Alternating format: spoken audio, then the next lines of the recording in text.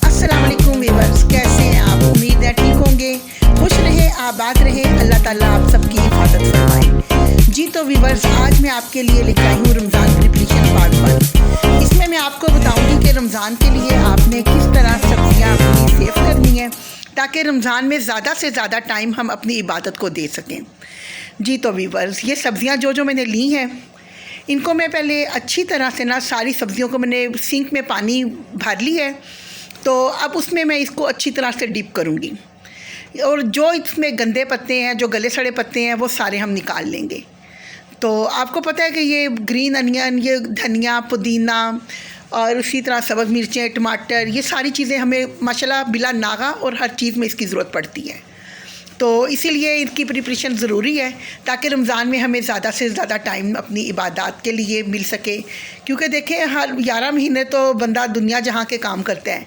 अल्लाह ताला ने कहा है कि अल्लाह ताला को तो याद करना हमारे ऊपर हर वक्त फ़र्ज़ है, लेकिन फिर भी जिस तरह नफ्सा नफ्सी का दौर है, तो एक रमज़ान का महीना ऐसा होता है कि हम लोग कहते हैं कम से कम इस महीने में तो अल्लाह को राज़ी कर लें, हमारा अल्लाह हमसे राज़ी हो जाए। तो हम कोशिश करें कि ज़्यादा से ज़्यादा टाइम हम रमज़ान में अपने घर के कामों को कम दें और जो घर के काम है वो हम काम पहले करके रख लें। तो इसी तरह ये देखें, सारी सब्ज़ियां मैंने अच्छी तरह इसमें वॉश कर ली हैं और किस कदर मिट्टी है। सब्ज़ियों को हमेशा खुले पानी में आप डिप करके भिगो के फिर इनको रखें और फिर इनको आप इसी तरह किसी छलनी वगैरह में रख दें ताकि जो इसका एक्स्ट्रा पानी है ना, वो सारा इसका ड्रेन हो जाएगा। तो फिर इसी तरह थोड़ी देर पड़ी रहने दें। उसके बाद आप इसको बारी बारी अपना किचन का टावल लें और उसके ऊपर बारी बारी सारी सब्ज़ियों को आप साफ़ करते जाएं। किसी सब्ज़ी के ऊपर भी आपके पानी बिल्कुल भी नहीं रहना चाहिए। अगर पानी रह जाता है ना, तो उससे फिर ये होता है कि सब्ज़ियाँ आपस में जुड़ जाती हैं। तो हमें तो खिली खिली सब्ज़ियाँ चाहिए, जुड़ी हुई सब्ज़ियाँ तो हमें नहीं चाहिए। वो तो फिर बात वहीं पे आ जाएगी कि इतना खप के, इतनी मेहनत करके फिर हम जब पहले सब्ज़ियों को निकाल लें, उसको खोल लें, उसको ख़राब करें। नहीं, इस तरह तो हमने करना ही नहीं है।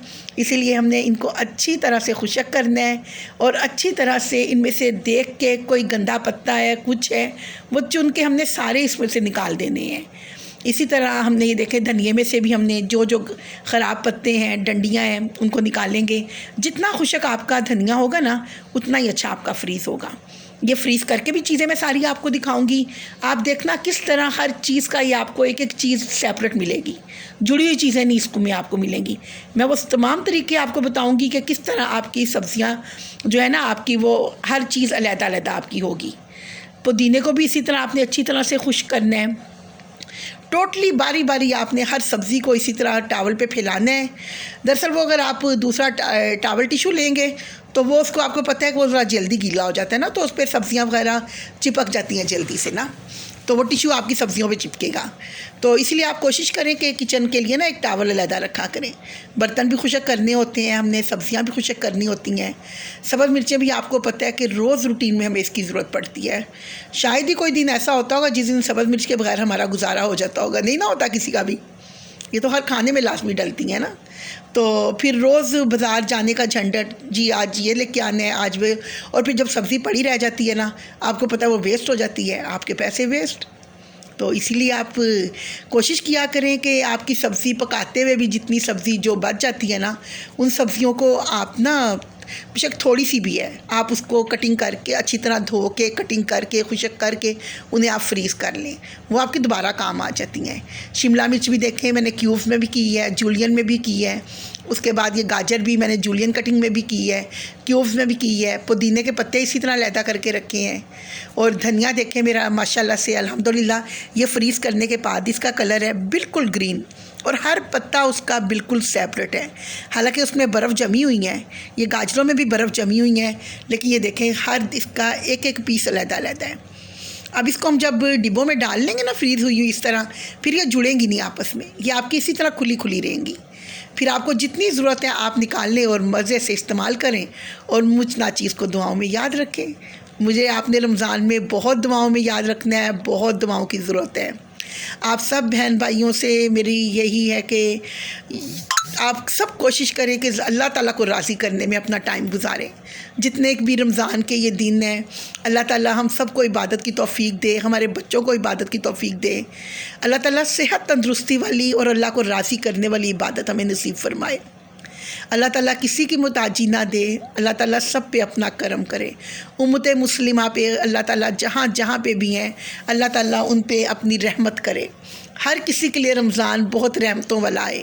अब कल वैसे भी शब बरात का दिन है, तो शब बरात की जो रात है वो अल्लाह को राज़ी करने की रात होती है। तो हमें कोशिश करनी है कि अल्लाह हमारा हमसे राज़ी हो जाए, हम ऐसे कुछ अमाल कर जाएं को जो आखिरत में हमारे काम आ जाएं।